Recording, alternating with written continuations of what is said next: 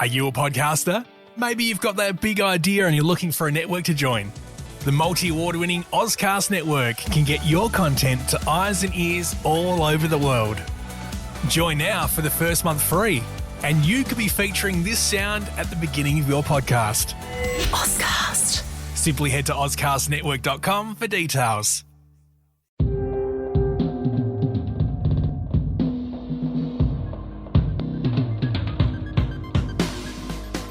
Right, Nick, now I know this is an Apple-focused podcast, but I'd like to spend 1 minute on some recent pop culture events. So you watched Game of Thrones live, as you described. I haven't seen it yet, so no spoilers, but I do want to quickly touch on the fact that I watched the Star Wars trailer live as it happened. At 1 a.m. in the morning, I stayed up for it. So were you as hyped on this as I was? On the Star Wars trailer?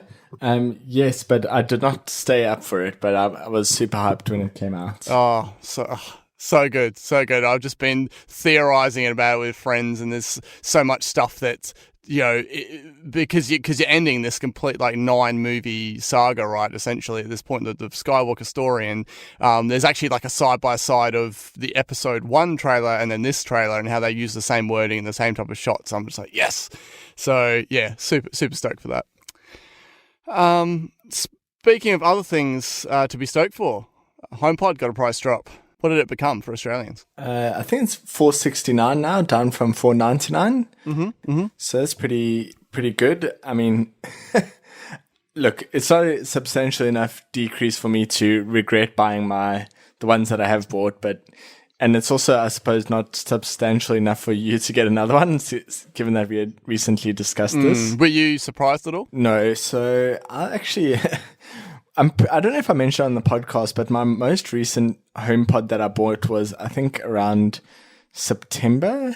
And basically, it came with the original software that the ones that shipped in February you did say had. That, yeah. So, yeah, I think they're still finding the right price for it. Was it a surprise to you? I thought it was a good move. I still think it's certainly worth the money, but in terms of just trying to, I guess, shift units, because people can't entirely see the value in, say, audio quality over the other features.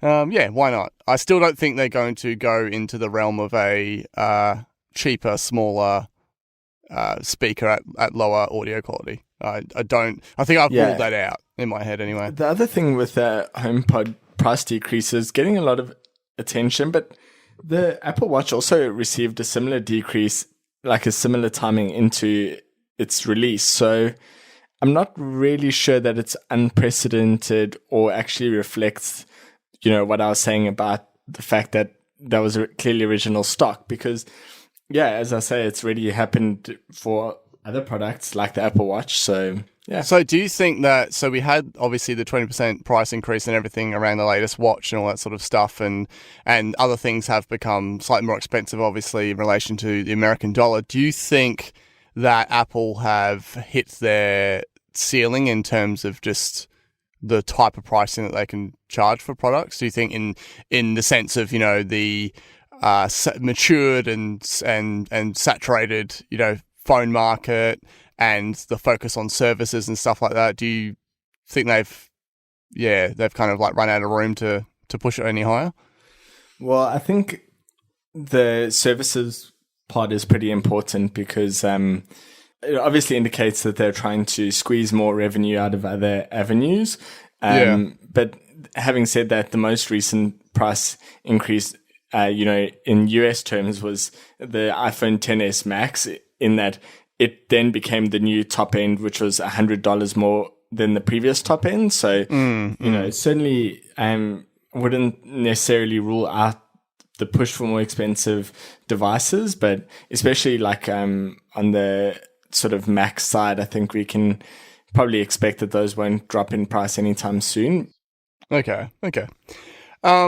Now, speaking of things that needed updating, and they finally did it, is the podcast listings for Apple Podcasts. So typically you would search it and you'd get a page that used the previous font of Myriad Apple, and it would only open up the links in iTunes and stuff. And they've rebranded that. They've got the latest font and everything, and it matches all the all the the style of interface that you get, even down to their iOS apps and everything. And yeah, basically there now you can see them as the primary domain as podcast.apple.com, and you can stream it online rather than iTunes launch only. So I reckon that's pretty cool. Yeah, I thought it was pretty cool when I saw it. Yeah, and they also kind of redesigned this look to follow the TV and movie listings as well. There's no previews there, but it's just one of those things that's bugged me so much anytime I see a page that uses the old, the previous branding, the previous typography. It's like there's still pages around that do that. I'm like, surely can't you just hire someone for a day to just go through and change them all? But okay, so we're going to open up with the rumour mill and some new macOS apps, particularly what people commonly refer to as Marzipan style. So with the upcoming next major version of macOS 10.15, they already announced that there was going to be a TV app coming at the March event, which is great. But 9to5Mac actually had an exclusive article, so one of the two of their guys that always dig up the interesting information, Steve Tronton-Smith, confirmed, apparently with some sources that are aware of the development of the next macOS, that there's standalone music and podcast apps coming and a redesigned books app. And these are supposedly all going to be built on that Marzipan framework. And so they're sort of saying, well, expect a sort of Mac App Store and news style design where they're kind of following this sidebar construct for it. So to me, the standalone music app is definitely important to directly compete against Spotify. So obviously iTunes has always been there. You've always been able to play music in it, but because it's mixed in with everything else, I've always wanted a dedicated Apple Music app, and the same reasoning for a podcast app too, particularly with all the stuff that Spotify have been acquiring and the push that they've been doing with podcasts. So keeping all that in mind, are you excited to see these, and what do you expect for the life of iTunes?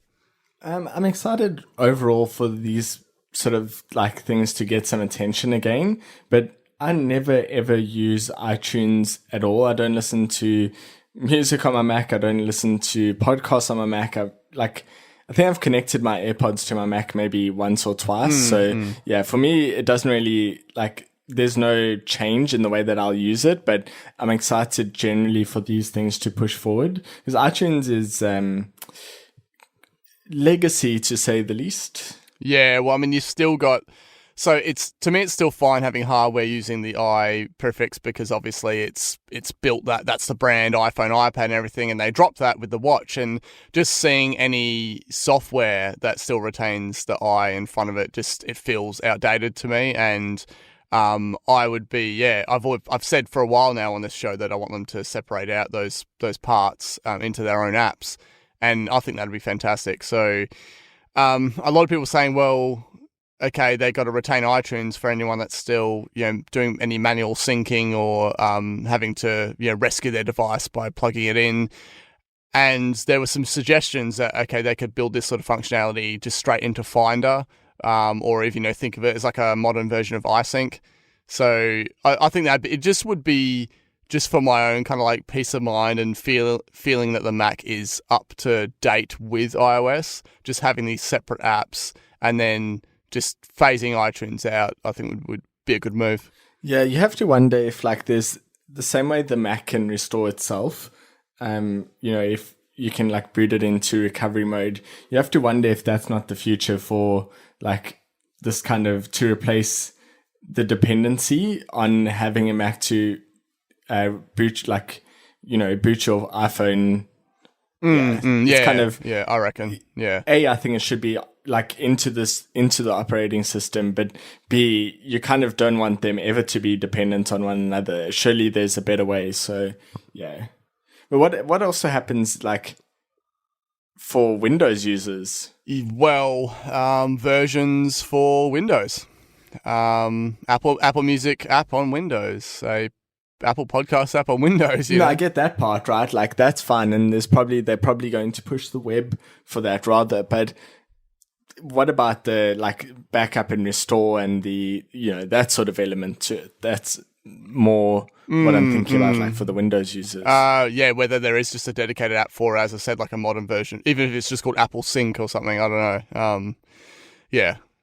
It's well, it'll be interesting to see how it goes. I'm just more keen on the fact of just seeing the progression with Marzipan, given the sort of mixed reactions to the initial things they brought out for it. So, yeah, I'm definitely expecting a decent amount in that space come WWDC. So, All right. So, speaking of future releases, we have put this off for a little bit, but I suppose it's time for a bit of a rumor roundup for things involving the new iPhones. So, Nick, what kind of details do you think that seem realistic at this stage? Yeah, so like as you said, putting together the things from the different reports, we do expect the 3 iPhones again this year. So obviously we have no idea what they will be called, but just for the purpose of knowing, differentiating from the current device, it'll just say 11, 11 Max and 11R. So it's predicted that they'll be all OLED, which will be different to this year because obviously the 10R is LCD, so that one would also move to OLED.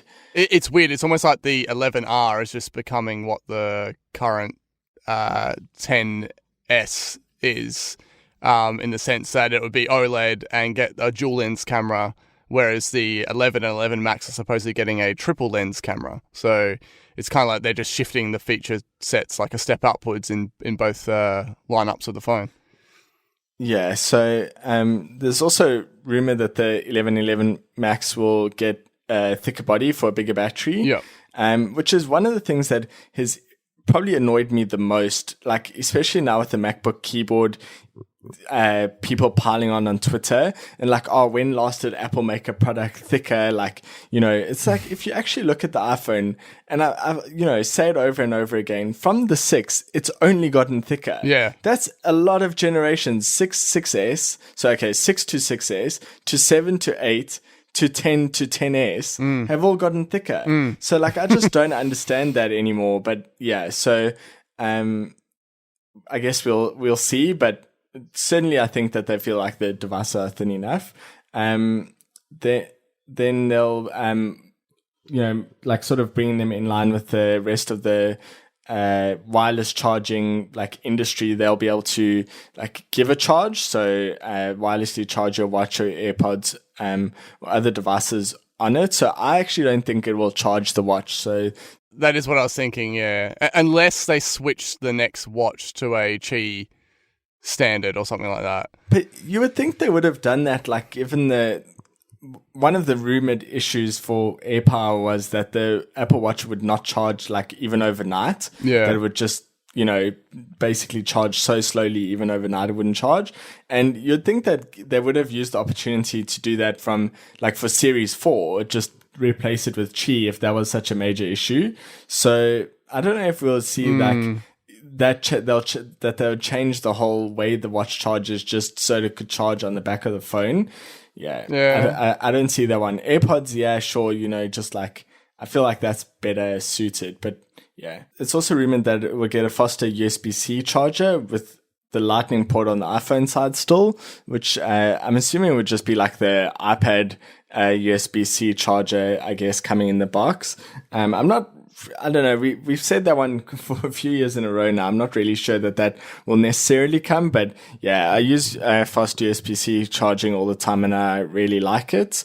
So maybe in 2020 we'll switch to the USB-C ports. Yeah. I mean, it's hard because we've had this discussion before. We're saying, okay, they're not going to switch to USB-C. They'll go portless first, sort of thing, and now that with all this stuff that's happened with AirPower, I'm like, I kind of feel like it's thrown a bit of a spanner in the works, and like they probably just should. We've already I've got it all set up for iPad Pro. I'm getting a little bit sick of having to switch cables all the time to charge my phone because I'm using my large charger, right? And yeah. Yeah, it definitely having the USB-C iPad and the like Lightning phone. And then the Apple Watch being, its own charger. Like, my bedside table's become like, basically a clump of cables. I'm not really here for that at the moment. I'm pretty sure that's like exactly what they were trying to avoid with AirPower. So as you say, it's throwing a span in the works, and it is kind of clunky at the moment. So hopefully we can neaten it up. Maybe get some USB-C on the Apple Watch. Yeah, well, that'd be good. And so, because they do sell. Oh wait, are you talking just the cable that comes with it, or? No, I was just joking about the Apple Watch getting USB-C. Like, I meant a USB-C port on that. Yeah, but because didn't they only just add that as an accessory, like the actual watch park? Oh, yeah. Yeah, on the other side, like what goes into a charger, yeah. I definitely should look at getting one of those. Yeah, that would definitely help. So, now I still think they're going to shake up the design a bit and go with a iPad Pro inspired design with the flat edge. And much the same volume rockers and everything as the iPad Pro, and then just reduce the physical look of the notches as much as they can.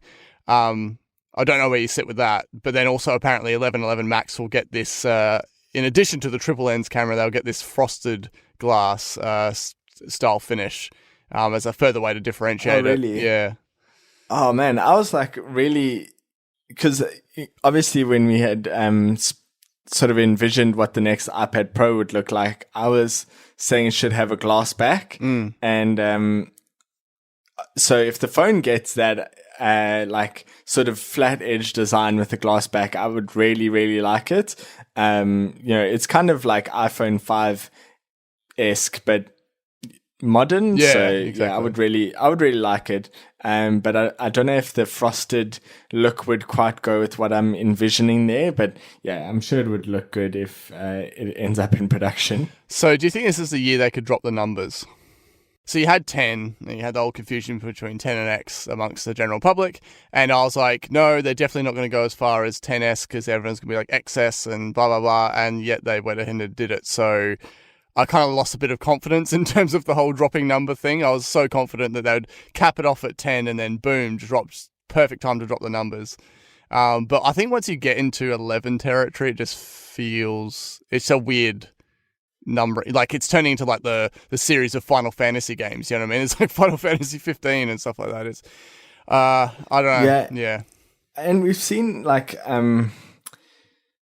the number strategy is not really consistent. It's probably like one of their least thought out things, because if you look at so many of the different products, it's actually shifted from numbering to not numbering back to numbering. Like iPad mini now is just iPad mini after having been 1, 2, 3, and 4. So yeah, it's kind of confusing. Yeah, and then iPad Air, so iPad many Air examples. 2, then iPad Air. Like, yeah, well, that was like after the iPad itself, right? Because iPad did exactly the same thing. It was iPad, iPad 2, and then iPad, well, the new iPad was literally the name for 6 months before it was replaced. So yeah, it's kind of, maybe we get the new iPhone this year. Yeah, well, God. I don't know. I think anything's possible at this stage, so...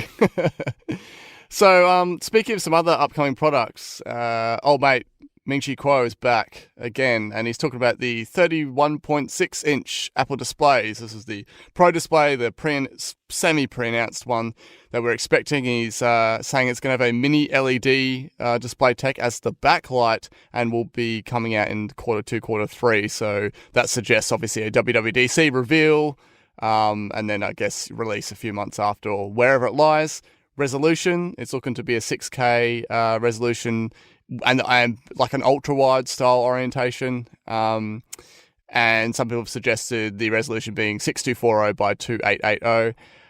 And then he goes more along the mini LED route and starts saying that there's going to be an actual full mini LED display iPad and MacBook, which would both most likely mean Pro, given the I guess how new that tech is, for a late 2020 and 2021 and possibly 2021 release.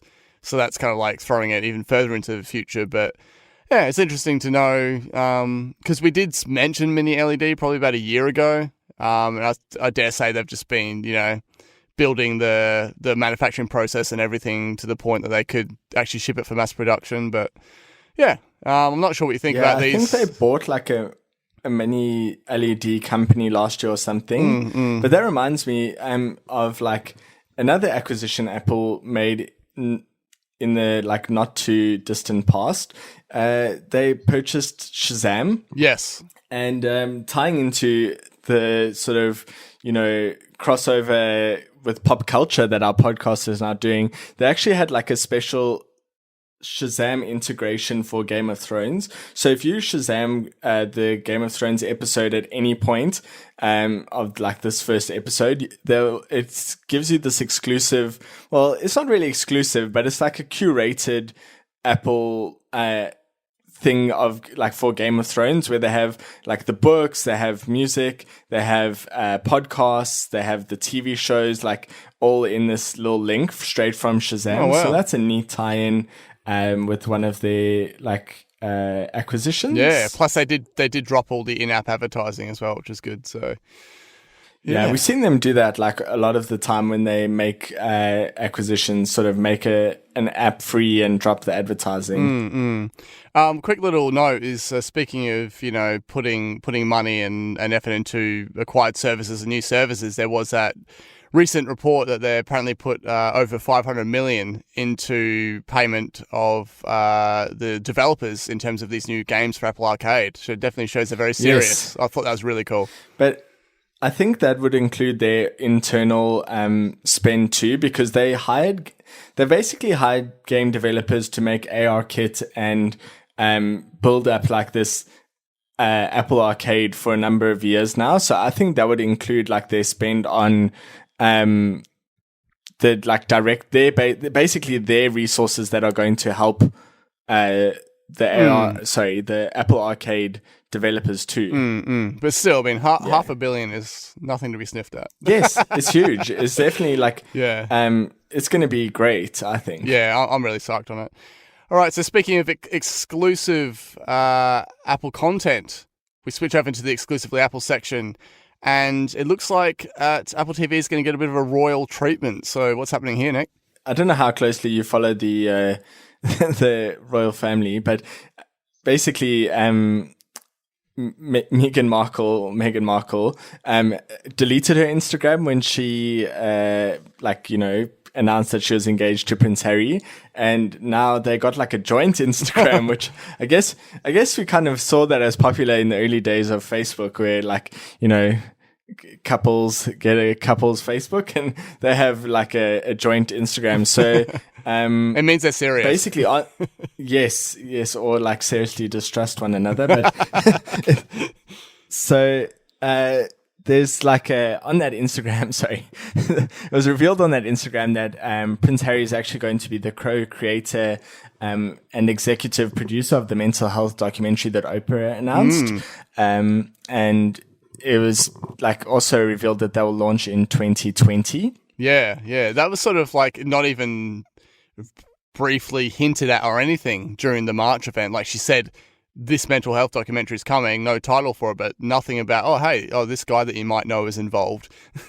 Like it's, who knows at what point that actually became a thing? Because I think it seemed like that was really early stages. One of them was like more fully formed out, and I think this one is the one that she was like saying doesn't even have a working title or anything. Course, because the other one does have the name which escapes me at the moment and obviously would launch sooner. So he said, "I truly believe that good mental health, mental fitness is the key to powerful leadership, productive communities, and a purpose-driven self." He also said, "Our hope is that this series will be positive, enlightening, and inclusive, sharing global stories of unparalleled human spirit fighting back from the darkest places." So yeah, he definitely has been a champion for mental health, and also being involved with Invictus Games, which empowers disabled veterans to, I guess, achieve something again. So yeah, this is definitely on brand for him and Oprah. So I'm sure it'll be a good partnership. Yeah, I thought it was a cool little surprise because you can sort of say what you think about royal family, there's arguments for and against, but ultimately I think in terms of just like a figure in the public and just seeing what he's like in interviews, he definitely seems like one of the most down to earth of the royal family. So I was pretty chuffed with the news. Yes. Okay, just before we flip out of that, just Apple TV Plus in general. A lot of people seem to be throwing out the sense that okay, this could just be a free service. Where does that sit with you? I cannot even reconcile that could be possibly true. Even in its naming, it's literally Apple TV Plus. So then, like, everyone with the Apple TV app would have Apple TV Plus, and why is it not just called Apple TV then? That would make literally no sense to me, because everything else plus is the subscription version over it. I just, we're like, this will cost so much money. There's no way that will be free. Exactly. Unless the iPhone becomes like, $1,500 US. Yeah. then yeah, sure, this is now free. And it does totally now make sense as to why they renamed the Plus phone to Max, because of all this Plus naming that they're using with the services. So at least they made a conscious move in terms of naming in that regard. So also, while we're in services, Apple Music in the US overtakes Spotify. So Wall Street Journal reports that Apple Music paid subscribers have overtaken Spotify in the US. So that's 28 million for Apple versus 26 million for Spotify, which I think, that's certainly an impressive feat. Obviously, on a global level, Spotify is still a lot bigger. They're apparently approaching around 100 million, and Apple at 50 million, but the comparison of those stats is actual Apple Music subscribers versus people with Spotify subscriptions and Spotify trial accounts. Spotify also only the paid version, or is that including free Spotify? Okay, so the 26 million is the paid Spotify. But that's in the US, right? But then globally, the 100 million. I think the 100 million is paid subscribers plus those. That seems high. Plus, I didn't think Spotify was that high. Plus those in a trial account. Yeah, but I would reckon that the child proportion would be pretty low for Spotify at this point. Yeah, I think on that, like, it's clear that, Apple's definitely hurting Spotify, and that's why you have to sort of not only take what Spotify is saying in the lawsuit as being like gospel, because essentially they're making out they're making out that Apple is the monopoly, but clearly there's competition in this space, right? Yeah. So it's it's just very very funny that it's just like, as Apple overtakes them, they're suing Apple for being monopolistic. Yeah. I think there's definitely a lot going on behind the scenes here, because obviously, as I mentioned earlier, they're doing a lot in the podcast space to try and really gain the monopoly on that per se, or pull it away from Apple. So yeah, they're really trying to look to other areas to boost their overall presence, because I don't think that they really thought, when Apple Music launched, they probably were, in their meetings kind of like having a bit of a chuckle about it, thinking, oh, look at what these goons are doing, and boom, Apple Music has just shot up. And it's, as I said, overtaken the US. So at the end of the day, I don't really care as to who's the bigger platform. I am stoked that Apple have made a very successful service out of Apple Music. I certainly enjoy using it. I think on a service level, they are much of a much. If you're definitely involved in the Apple ecosystem, I would recommend Music over Spotify for a few different reasons. But the thing is just, good competition means that both services are just going to further improve themselves. We've got a sponsor. Big thanks to the SIZZLE. Are you sick of trawling through blogs full of ads and sponsored content, social media riddled with influencers, and a collection of RSS feeds that never seem to end? Just to stay on top of what's going on in the tech industry? Our new sponsor, the SIZZLE, can remove that burden for you. 1 email a day, delivered to your inbox every afternoon. Packs all the important tech news into an easy-to-read, ad-free, PR-free, influencer-free summary. Sign up now at thesizzle.com.au/slice. We subscribe and enjoy it, and if you like this podcast, you probably will too. Head on over to thesizzle.com.au/slice and sign up for the newsletter now. Thanks again to the SIZZLE for sponsoring us. A bit of joyous news in a negative way, Nick. Deal Down Under, Federation Square. There's been a decision. Yeah, there's a hectic deja vu going on for me right now. Yes. I feel like we've covered this exact thing before. So Heritage Victoria refused the demolition permit for the public square.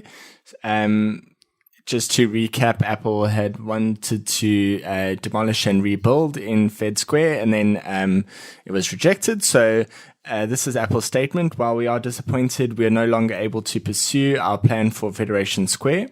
We remain committed to serving our customers in Melbourne and across Australia. Now, basically, I'm really excited for this because it means that Apple can get a move on with finding a different location in Melbourne City, which I cannot wait for. So here's hoping that they can kick H&M or there was another one, like I think it's Louis Vuitton. They both have very Apple-like buildings that mirror the Apple Brisbane store. Okay. And I think would be a pretty good spot. So Apple, if you're looking out for like a location scout, please hit me up because I can let you know a few appropriate store locations. Yes, I am. It's just a sigh of relief. I really was just so kind of getting frustrated about the fact that if it did eventually somehow, with all that it was up against, go ahead, that people would just be pissed at Apple for taking away Federation Square from them. So, yeah.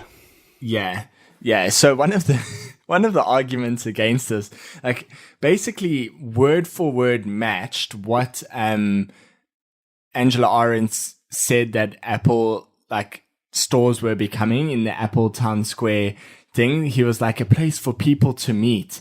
Like it was just like, it's just mirrored the wording. I was like, did you copy that exactly from her and then use it as a reason why it shouldn't be an Apple store? Because that's exactly what they're saying an Apple store is. Which, I mean, obviously Apple spun it because no one's really meeting up just at Apple Town Square for no reason. But yeah, I just found it quite comical that was their marketing message, but yeah, not used for them. Well, if they built in Apple cafes into every Apple store, then people probably would meet there a bit more often. So, well, speaking of cafes, the other thing in Federation Square probably has like the most hideous and terrible bar, transit bar. Like, it's just, I think if you're going to say that Fed Square shouldn't be commercialized, then maybe you shouldn't have a bar right there. I just don't know. It just feels weird. I'm pretty sure if Apple had built there, they'd be certainly raising the bar anyway. So. Well, we can transit on out of there because it's time for like a new location and a new topic. There we go. My work here is done. Okay, the water cooler. Bit of a quick topic that it's gained some attention in the tech news. Netflix have dropped AirPlay support. So apparently due to technical limitations. They're encouraging users to use the TV Netflix app. So whether it's the Apple TV app or the inbuilt smart TV ones you get. And so, to me, the only thing that I come up against in this is, so they introduced, obviously, Black Mirror Bandersnatch as their first interactive show, and for me to do that, I had to hook up the iPad to a HDMI to even do it, because Apple TV had no support for it. I thought, well, that's ridiculous. And so, I'm like, well, as long as they can just put that little bit of effort and make the Apple TV versions support the interactive, then it really doesn't affect me too much, because ultimately I was always using the Apple TV Netflix app. There are a few things at play here. The technical limitation is that they don't know which TV it's playing to, and therefore, like in their words, can't optimize for that. But I think there's more to it than that. Anyway, having said that, Netflix engineers are also the highest paid engineers, software engineers. So, if the market dictates that the highest paid would be the best staff, then Netflix has the most talented engineers and should be able to work around these kinds of problems and should never run into anything such as a technical limitation. Yeah. But the actual effect on customers is really pretty negligible. For Bandersnatch, I think they should, for any interactive shows, they should be able to make it work on the Netflix TV app. My solution has been to not watch it yet, which okay. Yeah, I've watched every other Black Mirror thing. So I'm pretty Yeah, I have not done it, but yeah, I do have a PlayStation which I only recently picked up, which I could watch it on, but yeah. Okay, I interesting. don't know. I always use my Apple TV to watch everything. There's also a argument in terms of quality. So on the podcast, Accidental Tech podcast, they obviously get very nerdy about all sorts of file formatting and development and coding and all that sort of thing. And one of the guys on there said, well, it's essentially Netflix plus AirPlay was like having double compression anyway, because Netflix compresses shows by default anyway for streaming, and AirPlay has like a form of compression. So really, he's like, it was never an optimal viewing experience. So it's just one of those things that, like, I guess it sounds petty, like from the Netflix side of things, as a headline, but the actual fallout from it is, as you said, very negligible, because Apple TV units aren't exactly selling in spades. And then also anyone using it is most likely using the Netflix app. So, yeah. Yeah. I think if it was still the old Apple TV 3 style thing where, apps were dictated really by Apple and not by like the App Store, then it would be more of an issue. But yeah, I barely ever AirPlay now, because most of the, apps I want to use are on my Apple TV. Ironically, I only use it for like playing my memories for photos, which does have like a built-in feature, but it has to download them, which takes ages. So on my iPad, it's like all there ready. Okay. So it's much quicker just to play it off of that. So the only thing I will have to AirPlay for after this recording is to watch episode 1 of Game of Thrones, because there is no Foxtel Now TV app. So...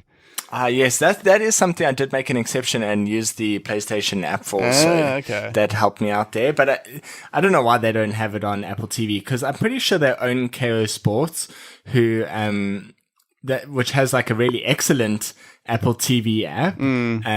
So yeah, I don't know what's going on there. I will say I did reactivated my Foxtel Now subscription just for this, obviously, and previously I had it for Silicon Valley. And back when I had it for Silicon Valley, their app wasn't optimized for iPhone 10, and now it is, but the splash screen that I was met with was a horrible pixelated mess. And I was like, man, they just really, really dropped the ball on this whole app experience. But yeah. I'm pretty sure they used to limit AirPlay from Foxtel Now. So like in the beginning of like, I'm pretty sure I had it the last Game of Thrones season, and I don't remember actually being able to AirPlay to my Apple TV from there. So I might be wrong on that, but yeah, it seems like that was newer. One thing I will say on Apple TV side of things is anyone I know that has one, I'm pretty sure the majority of people I know that own an Apple TV use the TV app remote, like the actual just control it from their phone, whether it's from Control Center or just going into the app itself. And also with the latest releases of iOS and the full screen redesign of the app, I reckon it's fantastic. Like I love the experience of using it. I still use the remote a lot anyway, and to me, it's like whatever is closest is what I'll grab. But it's weird. I've just got we set up the grandparents-in-law with their Apple TV, and I always assumed they'd use the physical hardware. And once I showed the nan-in-law how to use her phone or her iPad to control it, she just does that like now because it's there. So. That's pretty interesting. Like, yeah, I should probably use it more than I do, but I do really like the new app because it's much quicker, and I like the integration on the lock screen because it makes fast forwarding and rewinding so much quicker. Because like obviously when there's like on Channel 9, if you skip at the right point just before the ad's about to come on, you can skip over the ad. Good. I guess it's like that kind of 15-second thing, but it's only on Channel 9. And then when something funny happens on TV, we have a habit of like always rewinding and rewatching the funny thing. I love laughing twice at something. So yeah, it's really handy because I do use that quite a bit. I love it when it's like a really like unexpected thing that's probably not even meant as a joke. Like it's like a funny noise or a reaction or something, and I'm like, that's hilarious. And then like, you know, my other half may have missed it. I'll be like, yeah, you gotta see this sort of thing, and I'm really like hyping it up and rewind, watch it again. I burst out laughing. She's like, oh, was that it? You know. Well, we might tie into pop culture, and it's really not a spoiler. It's like really, really not a spoiler. Okay. So don't worry about what I'm about to say. But it was claimed that today's episode was one of the funniest of Game of Thrones. Now, obviously, Game of Thrones is not a comedy show, so you know that's why I say it's not a spoiler. Yeah. But yeah, I think what I'm getting at is you might be rewinding a couple of times in today's show. Interesting. Yeah. Well, we're just going to quickly move into the edible extras. The Earth Day activity challenge is back. So it's as simple as doing a 30-minute workout on Earth Day, which is April 22nd. This will get you the award and a couple of iMessage stickers. So pretty standard fare, but hey, make sure you do it so you can get those that sweet little 3D award in your app. Actually, speaking of which, how much now does that sort of stuff drive you to do it? Because I know you said you sort of like lost a bit of inspiration from acquiring achievements and that. Are these sort of day-specific ones, like will you still get it no matter what? Yeah, the day-specific ones, like I'll try my best to get them for sure. I do need to get back into general like working out, so it might be a good way of doing it. So yeah. I remember when we did our challenge, I was like, that was awesome. I was like, I could do this all the time, and I haven't done one since. So I have another friend who just like I say recently, in the last 3 months, got her first Apple Watch, and from day one, she set up activity challenges with me. Like, it's crazy. Like, you know, I wake up at 6 a.m. and then the day after competition, and she's already sent through the the request for competing again. So yeah, it's definitely like, you know, some people really enjoy it. I can't say that competition motivates me too much, but yeah. It's fun when used like sparingly, I think. It's good to see that she's embracing it though, so yeah. Yeah. Renewable energy, definitely a very timely topic given the upcoming Australian federal election, but Apple has a little bit of progression in this area. Yeah, I think that's generally something I like to miss out on, but I do have some stuff at stake, but I'll be interested to walk past, into a train station and see what who tries to hassle me. Oh, because anyway, you won't. You're still not a citizen? I'm ineligible to vote, so it makes it's a really good excuse. I keep forgetting that, sorry. Yeah. Yeah, so basically, my citizenship timing really depends on who wins the election, because, I won't really give away. My general political views are pretty clear, but my Australian voting party doesn't exist because I can't vote. So let's just say Liberals don't want me to become a citizen for the next 3 years, and under Labour, I would be able to be eligible to be a citizen this year. Okay. So essentially, it's always a really easy excuse to just say I can't vote, and, they immediately leave me alone. But it would be interesting to say so you want me to vote for you, but you're pretty much saying I can't vote for you. So yeah, that would be yeah. Anyway, so how that ties into Apple is through renewable energy, as you mentioned, and Apple's doubled down. They've doubled down and on secrecy, but they've also doubled the number of suppliers running on 100% renewable energy. And this is really good, because obviously one of the things that keeps on coming up anytime Apple says, we are 100% renewable is, well, you have all these suppliers and, they may be not the best. So the fact that they push their suppliers to be renewable is great. So they've added the following companies. So under the assemblers, we have Foxconn, Wistron, and Pegatron. The display glass is Corning, and then chip manufacturers TSMC. And these are all really big names, right? I mean, Foxconn, Corning, and TSMC are their main suppliers. So it's not some little tiny plastic part that they get to replace the headphone jack.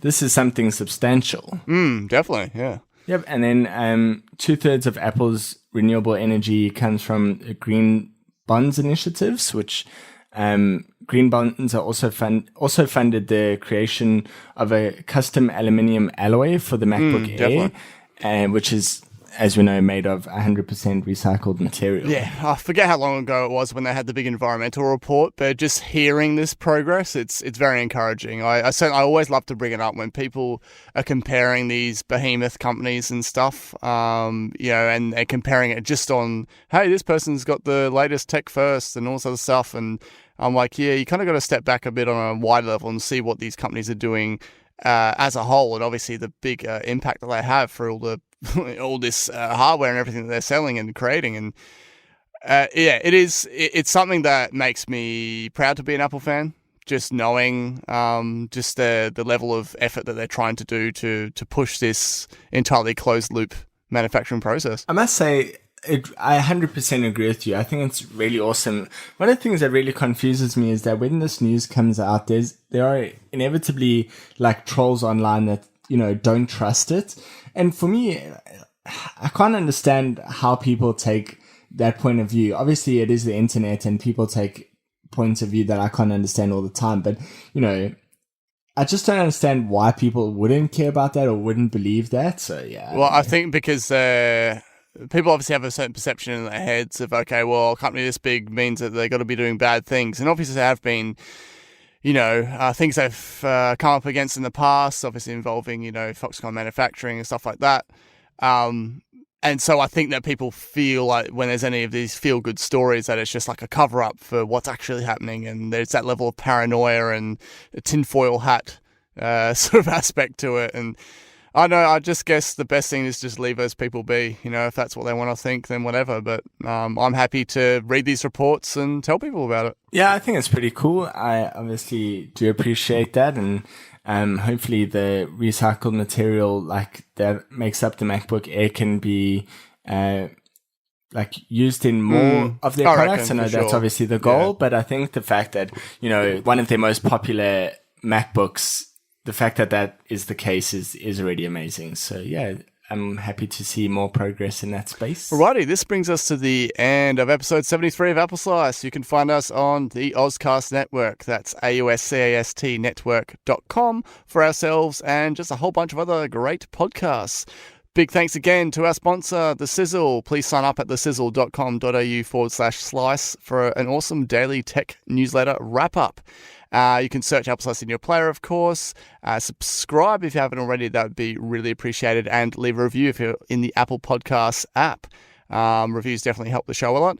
And everything involving Apple Slice is posted to appleslice.com.au. 3 episodes. I've calculated until WWDC. It doesn't seem that far away. Not when you put it that way. I'm super excited. Yeah. Obviously. Oh, man. Event of the year for me. Yeah, it is exciting because it does mean whatever hardware you have, if you're on the latest hardware, you're getting something, which I should rather say that way. It's always like a toss-up, do you go the beta life or not? And I say now that I might not, but I know that when it comes to it and all the amazing features that I can have access to on day one are there, I'm going to sign up immediately. So I enjoyed my iPad running on its, production software for the last few months, but the last few months of its life will be,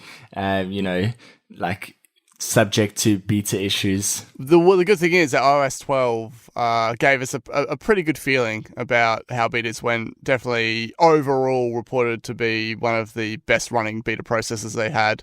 I had some Springboard crash issues in the early phase of it, but then after that it was pretty dang solid. Definitely a lot better than the iOS 11 beta period. So yeah. Which was the first beta that you were ever on? I think I joined in halfway through iOS 11. Once the really troublesome early betas were passed and people said, now it's getting pretty reliable, I switched over then. And iOS 12 I did from the very start. So my first one was iOS 7. That was obviously before I was a registered developer. I used let's just say, I used Pirate Bay to download an image of iOS and put it on my phone. basically it broke every single app that I had. And since then, my partner's always said, don't do it. Remember what happened. And it has gotten a lot better, but there are times every time I have a complaint about beta software, it's well, you should have learned your lesson from doing it before. So yeah, it's definitely a lot better than it ever used to be. So it should be all right.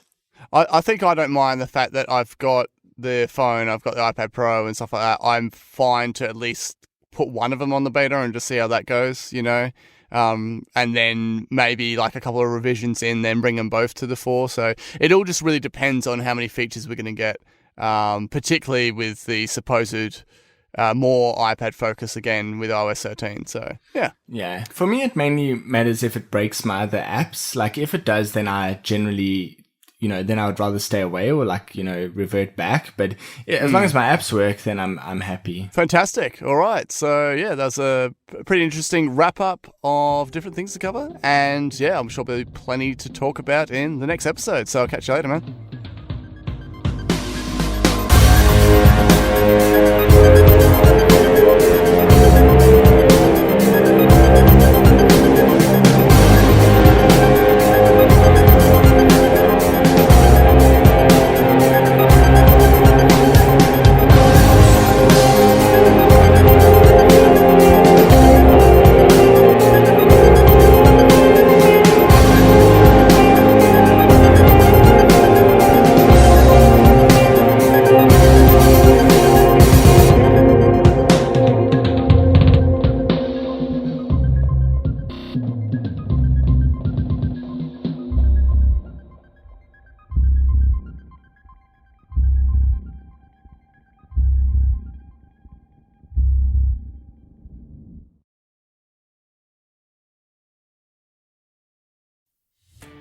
Are you a podcaster?